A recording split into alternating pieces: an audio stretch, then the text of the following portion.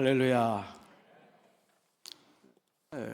저기 방송실 요 조금만 올려주세요.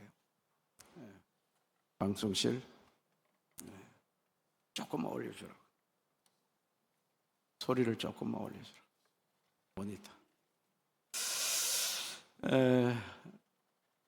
이제 6월 3일이면은 선거가 있습니다. 이미 사전투표는 다 끝났고요.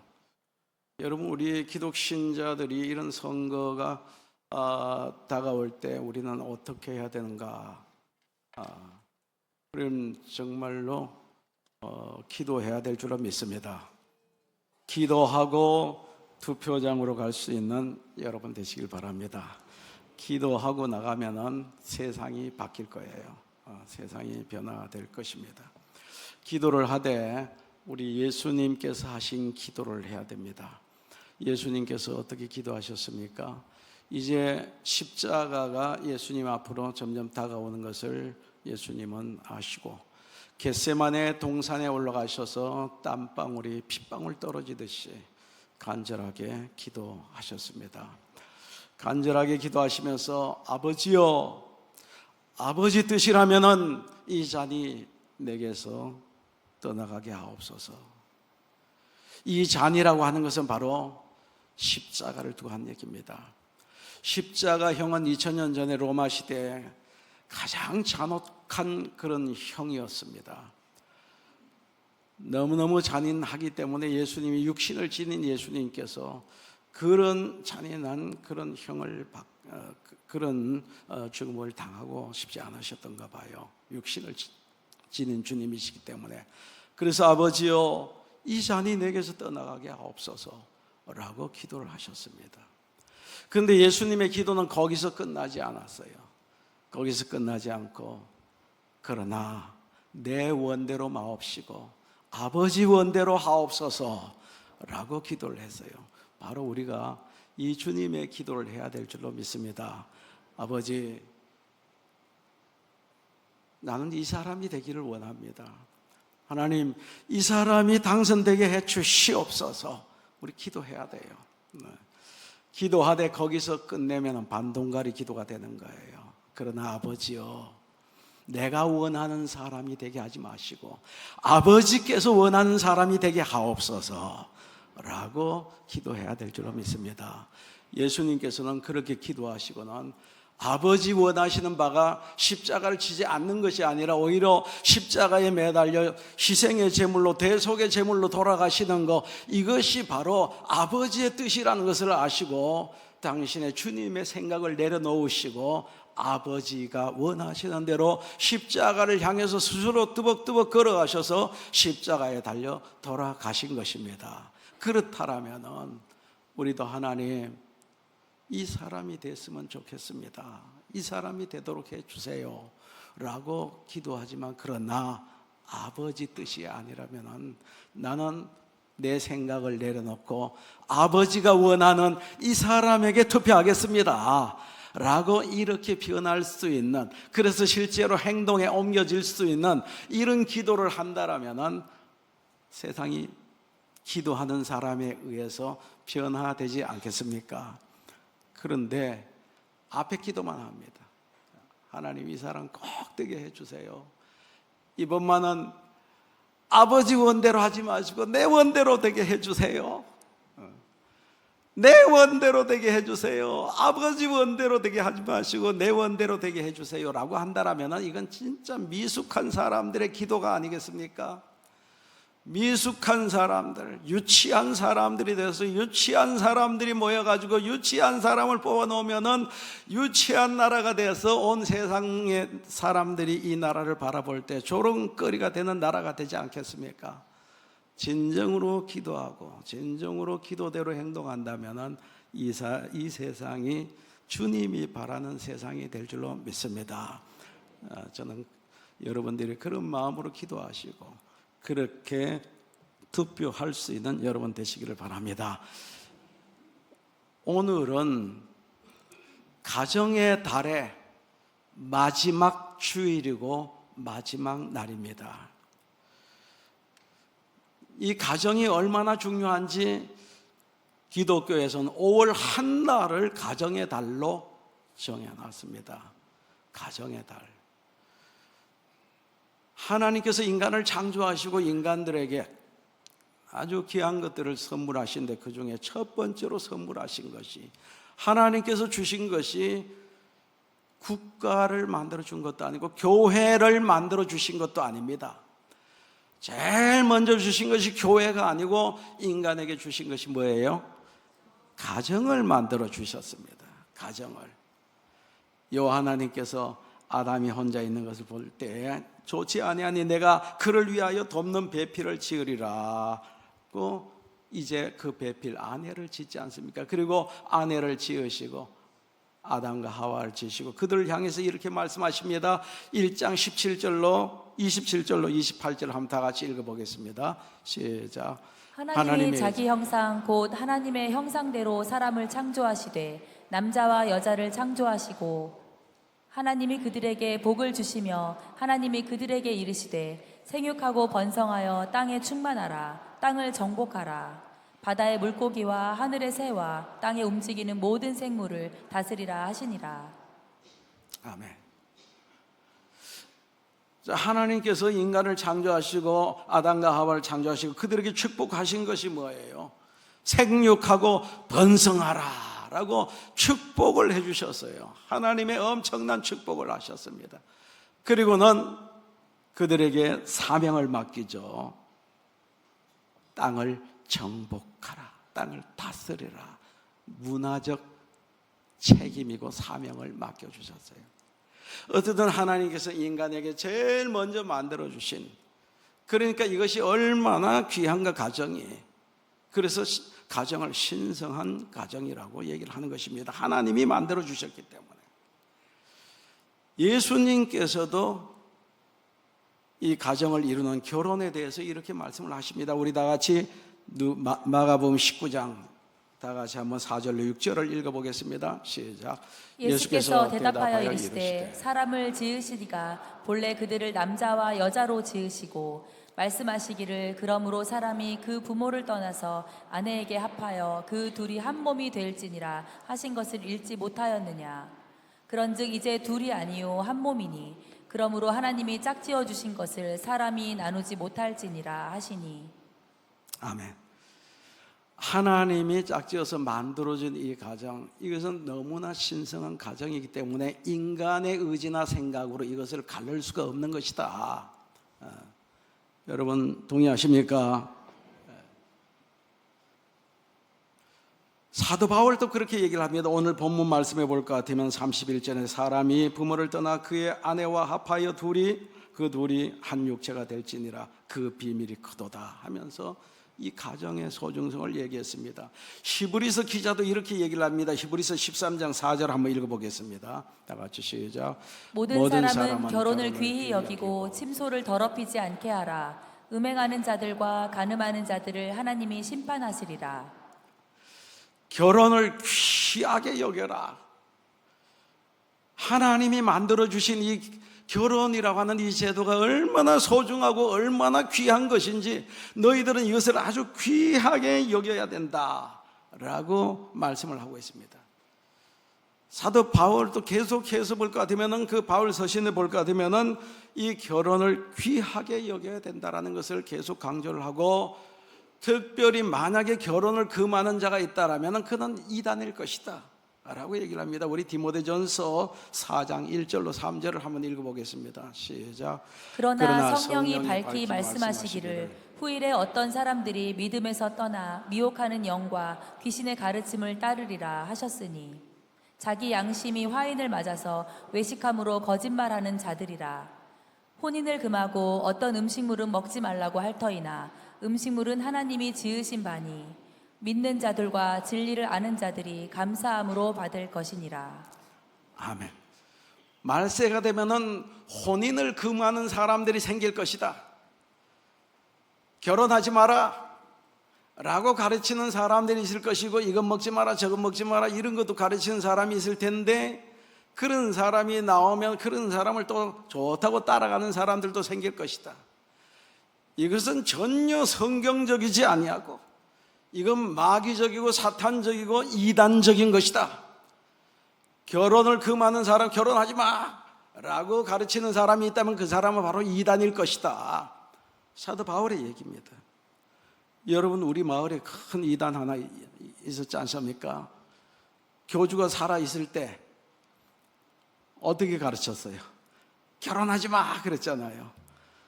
그러니까 결혼해야 할 젊은 섹시들 총각들 전부 결혼하지 않고 다 늙어가는데 이제 그때 가서야 결혼해도 좋다 또 그랬어요.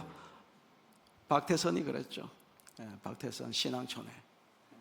그 이단들이 하는 짓이에요. 사도 바울은 예언한 거예요. 그런 이단들이 생길 것인데 이것은 성경의 가르침이 아니다.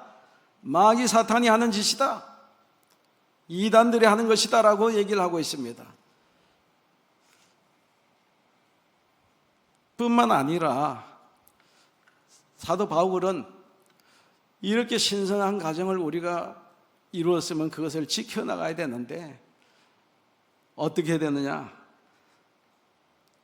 이 세상이 너무 타락하고 부패하고 음란하다 보니까 이 가정이 깨지고 파괴되는 가정들이 많이 있는데, 그래서 우리가 깨지지 않도록 또 보호해야지만은 또 그런 음란과 그런 마귀의 역사에 넘어가지 않도록 남자와 여자는 서로 남편과 아내를 둬야 된다.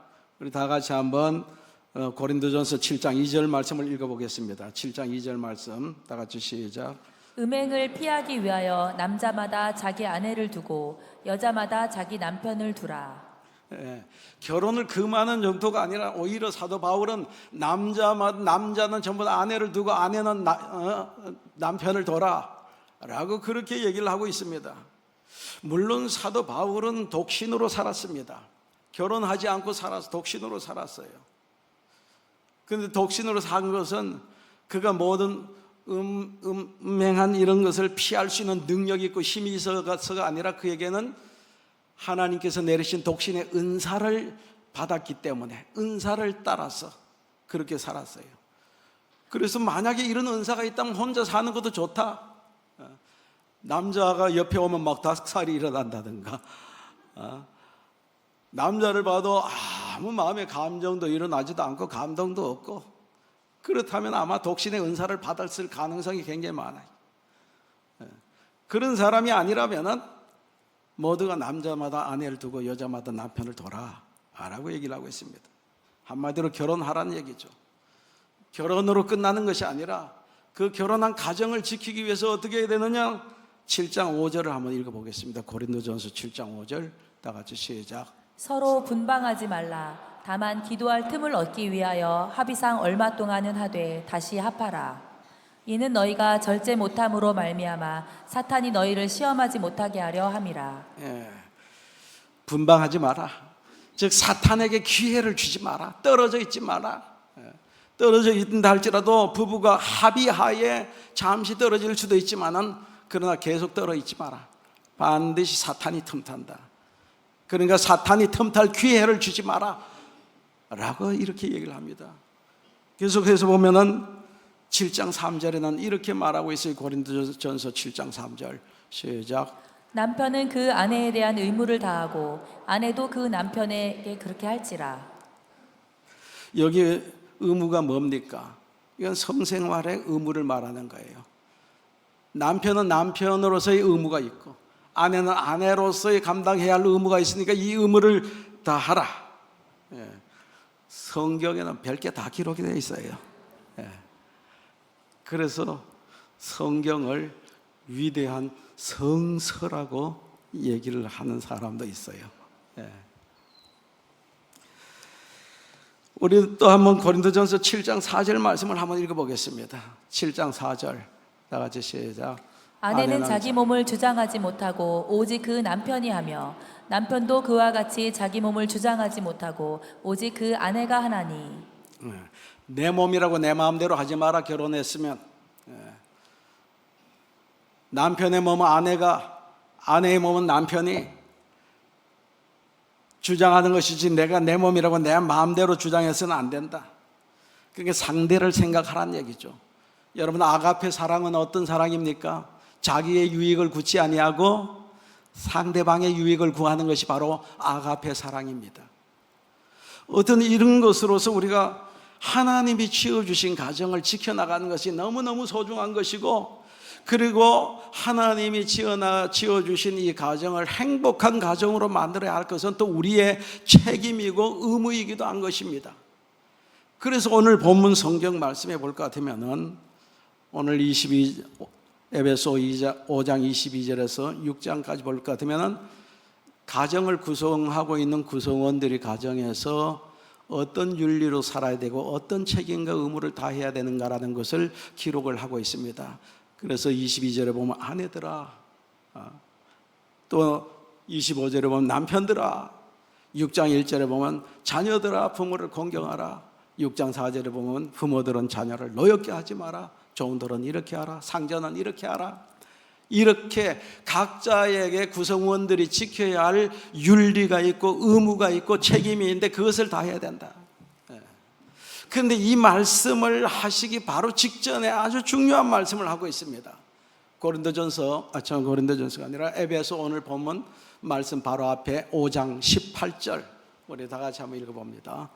5장 18절 시작. 술 취하지 말라. 이는 방탕한 것이니 오직 성령으로 충만함을 받으라. 아멘.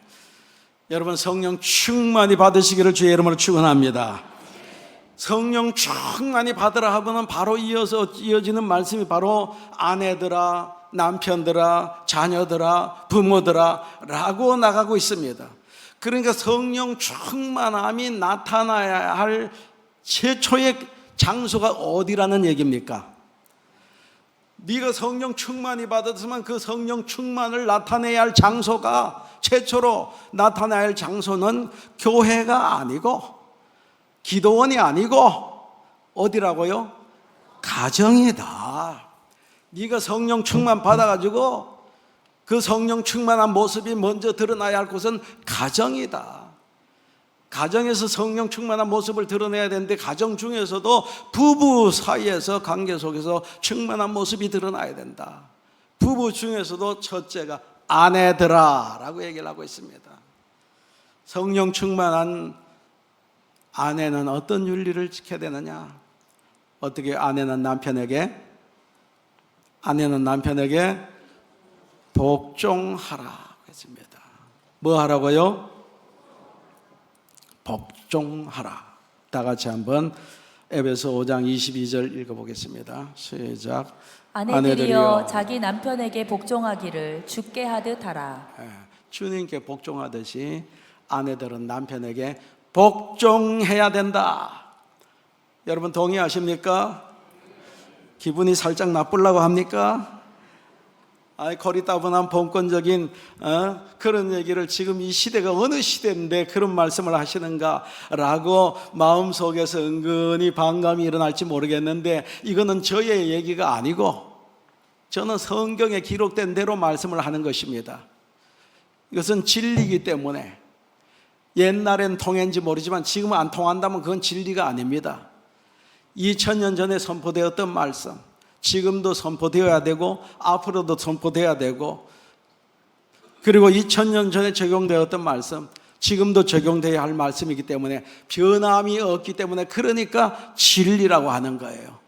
2000년 전엔 그렇다 할지라도 지금은 세상이 달라졌다, 그래서 달라져야 된다면 성경은 진리가 아니에요. 그러면 시대에 따라서 상황에 따라서 달라진다라면 그것이 무슨 진리입니까? 진리가 아니죠.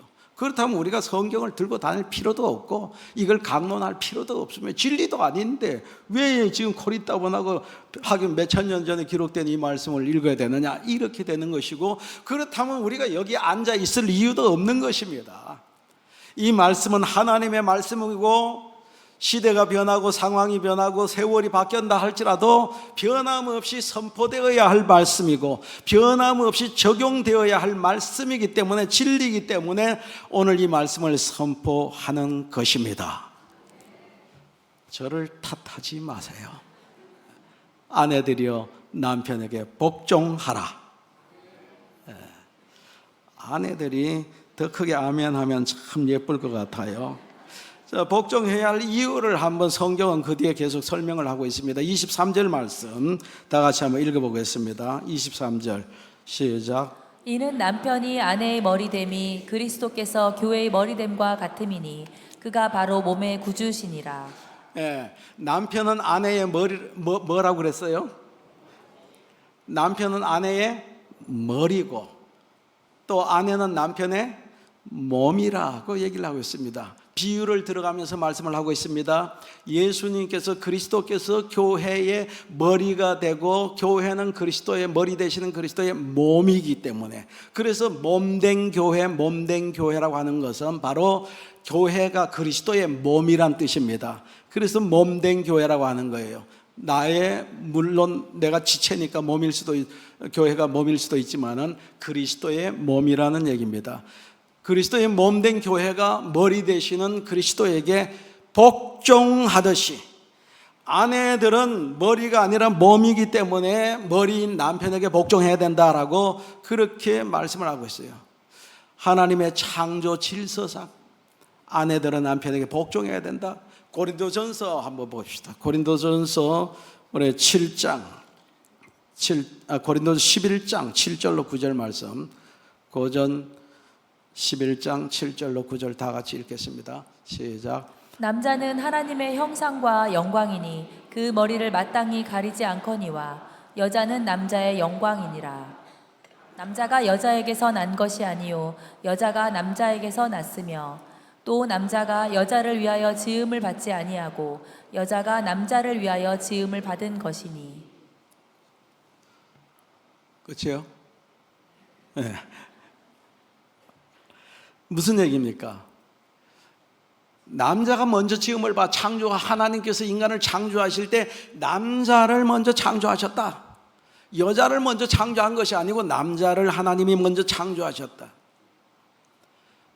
그리고 여자가 남자를 위해서 나중에 창조되었다. 남자가 여자를 위해서 창조된 것이 아니라 여자가 남자를 돕는 배필자로서 창조된 것이다. 그래서 창조 질서상으로 볼 것 같으면은 남자가 가정의 대표가 되어야 되는 것이고 여자는 아내는 남자에게 복종해야 되는 것이다. 그리고 여자가 남자를 낳은 것이 아니라 남자가 여자를 낳았다. 아내를 낳았다. 여자를 낳았다. 아버지 날 낳으시고, 나 옛날에는 왜 엄마가 날 낳았는데 아버지가 날 낳았다고 그랬지. 그게 성경에 있더라고요. 성경에 남자가 나를 낳았다는 얘기예요. 남자가 여자를 낳고 여자가 남자를 낳은 것이 아니다. 그러니까 창조 질서상 여자가, 아내가 남편에게 복종하는 것은 너무나 지당한 것이다라고 성경이 지금 얘기를 하고 있는 것입니다. 여러분 여기에 동의하십니까? 그렇다면은 남편의 말은 절대적으로 복종해야 되는데, 남편이 오늘날 들어와가지고 여보 저 팥으로 매주 좀 써. 그러네. 여보 팥으로 어떻게 매주를 쓰나? 콩으로 매주를 쓰는 거지. 아니야 팥으로 써. 그러는 거예요. 아니 콩으로 써야 되는데. 쓰라니까. 그러면 써야 돼요? 쓰지 말아야 돼요? 매주를 써야죠. 매주를 쓴다는 게 뭔가 여러분 다 통하겠죠? 매주가 벌겋고 맛이 좀 없을지 모르지만 알았어요 하고 그냥 따르세요. 여러분 따르라는 게. 여보 다음 주부터 승용교회 나가지 말고 저 동강교회로 가. 그러면은 복종해야 돼요? 하지 말아야 돼요? 해야 되죠. 해야 돼. 물론 교회 나가지 마, 예수 믿지 마, 그러면은 여러분 목이 달아나도 그 말에는 복종하면 안 돼요. 생명의 문제가 걸린, 영생의 문제가 걸린, 천당 지옥이 걸린 문제라면은 우리는 함부로 거기에 복종을 해서는 안 되는 것이고, 오히려 목이 떨어져 나간다 할지라도 우리는 죽는 한이 있어도 복종을 해서는 안 되죠. 영생의 문제가 걸린 것이라면은. 또 양심의 자유가 걸린, 양심의 자유 문제가 걸린 것, 예를 든다면 아내 보고 도둑질 좀 해와, 명령을 복종해야 돼요? 저 인간 꼴 보기 싫으니까 총으로 팍 쏴 죽이고 와. 그럼 복종해야 됩니까? 이런 양심의 자유에 위반되는 명령에도 우린 복종할 수가 없습니다. 목이 달아난다고 복종할 수가 없어요. 그러나 천당 지옥에 문제가 걸린 것이 아니고 양심의 자유에 위반되는 그런 문제도 아니라면은 그 명령에 따라야죠. 뭐 거기 간다고 해서 구원이 없는 게 아니잖아요. 거기 간다고 해서 지옥에 떨어지는 건 아니잖아요. 여길 떠나서 거기 간다 할지라도. 그렇다면은 알았어요 라고 복종해야 됩니다. 그러나 복종하되 그 사전에 먼저 충분한 대화와 토론이 있어야 되고 설득이 있어야 되는 거죠. 여보 왜 그렇게 성형교회 가기 싫어해? 그 성형교회 가면 그 피집사 있잖아. 피집사. 기미박하면 다 걸리니까 그냥 천방지축 막을 피는 없어. 피집사 있잖아. 진짜 보기 싫어. 아니 그렇게 보기 싫으면 그 장로님은 3부에 나온다고 하는데 우리는 그냥 2부 예배 참석하면 되잖아. 하나 주고받아 보면 그 이름이 딱 그 인간 이름이 있어가지고 보는 순간에 그냥 막 혈압이 착 올라가가지고 안 된다고. 그럼 여보, 아이들 좀 생각해야 하잖아. 아이들이 여기 정부 치고 신앙생활 열심히 하고 있는데 가면 아이들이 얼마나 상처가 되고 또 거기 가서 적응하려면 얼마나 시간이 걸리겠는가. 몰라. 우리 담임 목사님은 뭐 얼마나 상처가 되고 마음이 아프겠어. 아니 여기서 떠나가지고 거기 간다면은 목사님 마음이 얼마나 아프겠느냐. 몰라 가자. 나도 그래. 나도 여기 20년 30년 다니면서 여기 정든 사람들이 얼마나 있고 그리고 인간 관계를 20년 30년 쌓아가지고 요만큼 올라왔는데 또 떠나서 새로운 장소에 간다라면은 요만큼의 관계를 교분을 쌓으려면 20년 30년 또 다시 시작해가지고 이 30년의 세월이 걸려야 되는데 당신 기분 나쁘다고 온 가족이 이렇게 힘들게 하면 되겠느냐. 몰라. 가라면 가. 한다라면은 어떻게 해야 되겠어요? 벽창호 같아서 남편이 도대체 말을 알아듣지도 못하고 말을 동의를 하지 않고 그렇게 고집불통으로 나간다면은 어떻게 해야 되겠습니까? 어떻게 해야 되겠어요? 그게 천당 지옥 가는 문제가 아니잖아요. 양심의 자유를 뭐 어떻게 위반하는 것도 아니잖아요. 그렇다라면은 알았어요 라고 해야 됩니다. 복종해야 된다. 여러분 믿습니까? 여러분 마음에 안 든다고 절대로 소리 높여 포르테로 나가면 안 됩니다. 야빠 하면서 또 그보다 더 높은 포르테시모 그냥 FF로 그냥 막 그냥 나가서 하면 안 돼요. 그거는 성가대원들이 찬양할 때나 써먹고 솔로 나가세요. 솔 도레미파 솔. 여보 자기야 모든 말 솔로 하면 제일 아름다워. 듣기가 제일 편하고 제일 좋은 소리가 솔 음이에요. 한번 솔 해볼까요? 됐어. 여보 자기야 개똥아. 이게 솔 음이야. 솔 음. 기억하세요. 기억하라고. 내가 이렇게 복종하면 남편은 내 알기를 아주 발톱 밑에 때만큼도 여기지 않고 거문거문 순종하고 복종했더니 나를 완전히 노예 정도로 생각하면서 아주 우습게 여기더라. 그거는 남편의 몫이고 나의 역할은 남편 앞에서 복종하는 것이라는 사실. 내 복종을 하나님께서 어떻게 쓰실지는 몰라요. 하나님의 귀한 뜻이 있으니까 복종하라고 말씀하신 거예요. 하나님의 이 말씀을 믿음으로 받아들이고 나는 모르지만은 너는 도대체 이 복종을 해가지고 덕될 게 하나도 없을 것 같은데 그러나 하나님이 내가 생각하지 못하는 하나님께서는 귀한 계획과 뜻이 있기 때문에 복종하라고 한다라는 사실을 이 말씀을 그대로 받아들이고 믿고 믿음으로써 복종할 수 있는 여러분 되시기를 바랍니다. 그러면은 믿음으로 우리가 복종을 하는 것이 아내의 사명이고 책임이고 윤리라면은, 그러면은 남편들은 아내를 향해서 해야 할 윤리와 책임이 뭘까? 남편들은 아내를 어떻게 해요? 남편들은 아내를 어떻게 하라고요? 사랑하라고 했습니다. 남편이 지켜야 할 윤리는 아내를 사랑하는 것이다. 우리 다 같이 한번 25절 말씀을 한번 읽어보겠습니다. 25절 말씀, 25절 시작. 남편들아, 아내 사랑하기를 그리스도께서 교회를 사랑하시고 그 교회를 위하여 자신을 주심같이 하라. 예, 남편들은 아내를 사랑하되 누구와 같이? 그리스도께서 교회를 사랑한 것 같이 사랑하라고 말씀을 하고 있습니다. 여러분, 복종하기가 쉽습니까? 사랑하기가 쉽습니까? 복종이 어려워요? 사랑이 어려워요? 예. 아까는 말이 달라지네. 복종하기보다 사랑하기가 훨씬 더 어려워요.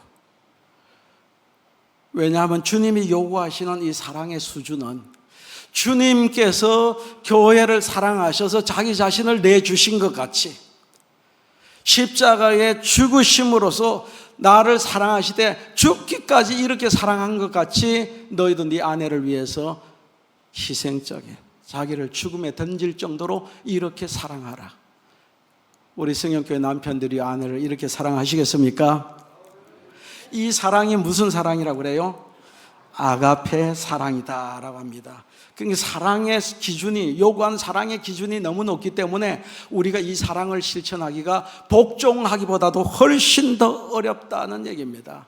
어떤 경우에도 무조건적인, 예수님께서는 우리가 예뻐서 우리를 사랑하신 게 아닙니다. 정말 우리가 형편없는 그런 상황에 있을 때 예수님께서는 우리를 위해서 죽어주셨어요. 그 정도로 사랑하셨어요. 로마서 5장 8절에 우리 다 같이 한번 읽어보겠습니다. 시작. 우리가 아직 죄인 되었을 때 그리스도께서 우리를 위하여 죽으심으로 하나님께서 우리에 대한 자기의 사랑을 확증하셨느니라. 우리가 죄인 되었을 때, 우리가 하나님 앞에서 왼수짓하고 돌아다닐 때, 그때에 예뻐할 부분은 하나도 없어요. 사랑받을 요소가 하나도 없음에도 불구하고 하나님께서 우리를 사랑하셔서 그 아들 예수 그리스도를 우리를 건지기 위해서 대신 죽음에 내주셨고, 주님께서는 대신 우리를 위해서 죽어주시면서 나를 살리셨어요. 이 정도로 주님께서는 우리를 사랑하셨듯이, 이것은 무조건적인 사랑입니다. 우리도 무조건적인 사랑을 선언하지 않았습니까? 결혼할 때에 손을 들고 선언했습니다. 건강할 때든지 병 들었을 때든지, 가난하거나 부하거나 어떤 경우에도 옆에 있는 아내를 사랑하겠느냐? 예! 하지 않았습니까? 예.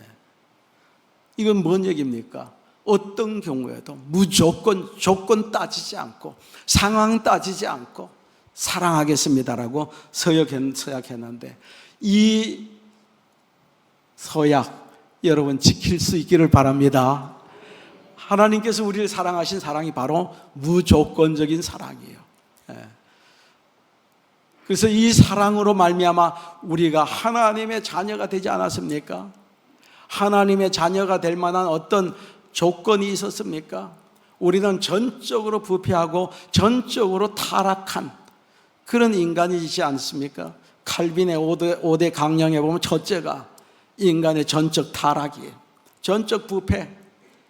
우리는 우리 자신을 구원할 능력도 없고 지식도 없고 지혜도 없고 하나님을 아버지라고 부를 수도 없고 하나님의 존재를 인정하지도 않고, 인정하고 알아도 나를 내 스스로를 구원할 능력이 없어요. 마치 불나방과 같이 불나방이 불을 향해 날아가면서 이거 내가 타 죽겠는데 하면서도 피할 수가 없는 거예요. 그냥 타 죽는 거 뻔히 알면서도 불 속으로 날아 들어가서 결국 다 죽지 않습니까? 똑같아요. 우리의 처지가 바로 그랬어요. 이거 이러면 안 되는데, 이러면 안 되는데 뻔히 알면서도 그걸 피할 수가 없어요. 능력이 없어요. 거기서 나를 건져낼 힘이 없습니다. 그래서 죄 가운데 풍덩풍덩 빠져 들어가고, 그래서 지옥을 향해서 풍덩풍덩 빠져 들어가는, 전적으로 타락하고 전적으로 부패한 인간이 바로 우리였단 말이에요. 저와 여러분이었습니다. 그런 인간을 무조건적 선택, 무조건적으로 선택해 줬어요. 조건 따지지 않고 선택을 해 주셨어요. 하나님께서 나를 선택해 주시고, 제한적 속죄, 선택된 자를 위해서 구원하기 위해서 피 흘려 돌아가시고 그 피로 우리의 죄를 씻어 주셨다. 모든 사람의 죄를 씻어 주신 것이 아니라 바로 제한적 속죄, 택함 받고 선택받은 그 백성들의 죄를 씻어 주셨다. 그리고 불가항력적 은총을 부어 주셨다. 거부할 수 없는 은혜를 쏟아 부어 주셨어요. 나는 싫어 천당이고 뭐고 다 싫은 게 어디서 뒷덜미 탁 잡고 와 하고 받아 하고 하나님의 자녀가 되는 천국 백성이라고 하던 엄청난 은혜를 쏟아 부어 주셨어요. 그것을 싫어 하면은 계속 졌으면은 그 졌는 팔을 부러뜨려서라도 하나님께서는 쏟아 부어 주시고, 도망가면은 발을 부러뜨려서라도 하나님께서는 결국에는 하나님의 자녀가 되도록 끌어서 하나님의 자녀로 만드시는 불가항력, 거부할 수 없는 은혜와 사랑과 축복을 부어주셔서 그걸로 끝나는 것이 아니라, 그리고 성도의 견인, 천국까지 갈 때까지 포기하지 아니하시고 끝까지 지켜주셔서 하나님 백성 만들어주시는 이 놀라운 칼빈의 5대 강령, 이걸 볼 때에 이런 하나님의 엄청난 은혜와 사랑으로 인하여서 우리가 어떻게 됐습니까? 하나님의 자녀가 되었다는 사실을 여러분 믿으시기 바랍니다. 엄청난 하나님의 사랑이 우리의 신분과 모든 것을 수직 상승하도록 만들었어요. 수직 상승해서 하나님의 자녀가 돼요. 이건 우리는 꿈도 꿀 수 없는 얘기가 아닙니까? 여러분, 유명한 스티븐 컵이라고 한 사람이 오늘 내 인생의 최고의 날이라고 하는 책을 썼습니다. 여기 나오는 얘기인데, 남태평양에 키니와타 섬이라고 있는데, 이 섬에 자니 링고라는 아주 신실한 청년이 있었어요. 자니 링고라는 청년이 아주 신실한데, 이 사람이 마을의 사람들에게 비웃음거리가 됐습니다. 왜 그런가 하면은 결혼을 위해서 암소 8마리를 색시 아버지에게 줬어요. 거기 풍습은 색시를 데려올 때는 그 부모에게, 색시 부모에게 암소를 주는데 보통 4마리를 준다는 거예요. 근데 좀 빠지는 색시를 데려올 때는 3마리를 주고, 2마리나 3마리 주고, 영 아니올시다라고 하는 색시를 데려올 때는 1마리만 주고, 이렇게 주는데, 이 자니 링고라고 하는 사람은 색시를 데려오기 위해서 그 부모에게 8마리의 암소를 줬다는 거예요. 그러니까 사람들이 키득키득 비웃는 거예요. 왜 비웃는가? 그 색시값, 색시 이름이 사리타라고 하는 색시인데, 이 색시를 볼 때에 전혀 아니올시다예요. 키는 껑쭉 크고 빼쩍 말랐고 맨날 다니면서도 고개를 푹 숙이고 다니고, 이런 색시를 데려오기 위해서 암소 8마리, 어느 누구도 줘보지 않는 암소 8마리를 줬다 그러니까 웃는 거예요. 비웃는 거죠. 아니, 자기 색시가 뭐 그렇게 예쁘다고, 암소 1마리 주면 딱 맞겠구만 하면서 비웃는 겁니다. 근데 결혼을 하고 나서 얼마 후에 선교사님이 자니 링고의 집을 방문했다 깜짝 놀란 거예요.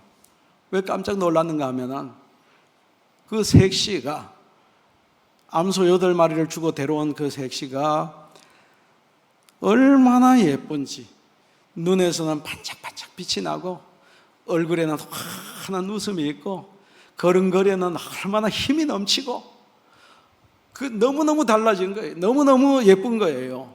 자기 소문에 듣기는 이 자니 링고의 색시가 굉장히 엄청나게 예쁜 것도 아니고 오히려 굉장히 못생겼다고 그러던데요. 그런데 어떻게 이렇게 예쁜가? 라고 물었어요. 어떻게, 내가 소문에 듣기는 그렇지 않았는데 어떻게 아내가 예쁘냐? 라고 물으니까 자니 링고가 하는 얘기가 있습니다. 어느 날 우물가에 가서 여인들이 모여서 얘기하는 걸 들었어요. 얘기하는데 보니까 자기는 암소 4마리 주고 시집 왔다 라고 하니까 그 옆에 있는 여자가, 아줌마가 하는 얘기, 나는 5마리 주고 왔어, 받고 왔어, 그런 거예요. 그러면서 어깨가 어색해지는 겁니다. 5마리 받고 왔다. 근데 그 옆에 있는 세대가 아무 말도 못하고 고개 숙이고 있는 거예요. 1마리 받고 온 거예요. 그러니까 고개를 푹 숙이고 있는 거예요. 그 모습을 자니 링고가 보면서, 아하, 나는 결혼하면 내 아내에게 자존심을 심어주고 자긍심을 심어줘야 되겠다 라고 결심을 하고, 아내가 비록 못 낳았지만 암소 8마리를 준 거예요. 8마리를 주고 오니까 동네 사람은 비웃지만은, 근데 암소 8마리를 주고 결혼을 했는데 그 순간 아내는 암소 8마리의 가치로 펄떡 뛰어오른 겁니다. 암소 8마리를 받았다. 자긍심이 넘치는 겁니다. 그러니까 눈빛도 달라지고 얼굴에 그냥 항상 환한 미소가 지어지고, 고개 숙이고 다니는 여인이 고개 들고 그냥 씩씩하게 걸어 다니고, 외모가 완전히 달라지고 너무너무 자존심이 넘치고 자긍심이 넘치고 아름다운 여인으로 바뀌었더라. 여러분, 뭔 얘기입니까?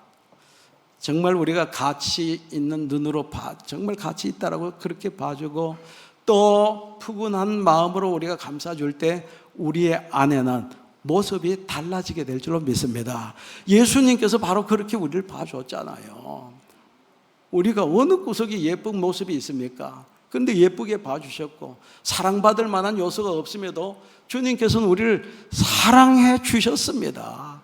자기 자신을 던질 정도로 사랑해 주심으로 말미암아 우리가 하나님의 자녀라고 하는 엄청난 신분이 상승이 되고, 우리가 얼마나 어깨 피면서 당당하게 이 세상을 살아갈 수가 있습니까? 우린 주님의 사랑 때문에. 그렇다면 여러분 마찬가지로 여러분 아내를 이렇게 주님의 사랑으로 사랑한다면, 이 사랑을 쏟아 부어준다면 여러분의 아내는 세상에서 제일 아름다운 여인이 될 것이고 가장 소중한 여인으로 바뀔 줄로 믿습니다. 여러분, 가장 큰 기쁨과 가장 큰 행복을 가정 밖에서 찾으려고 하지 마십시오. 가정 밖에서는 그것을 얻을 수가 없습니다. 세상에서 가장 아름다운 듀엣은 부부가 하는 듀엣, 이것보다 더 아름다운 노래가 없고 예술이 없고 음악이 없습니다. 여러분, 성령 충만하셔서 성령의 도우심으로 말미암아 정말 복종한다는 것이 어렵고 사랑한다는 것이 어렵지만은, 그러나 성령이 충만해지면은 얼마든지 우리는 복종할 수가 있고 사랑할 수가 있습니다. 그렇게 해서 여러분이 진정 행복한 가정을 다 만드시기를 주님의 이름으로 축원합니다. 기도하겠습니다. 거룩하시고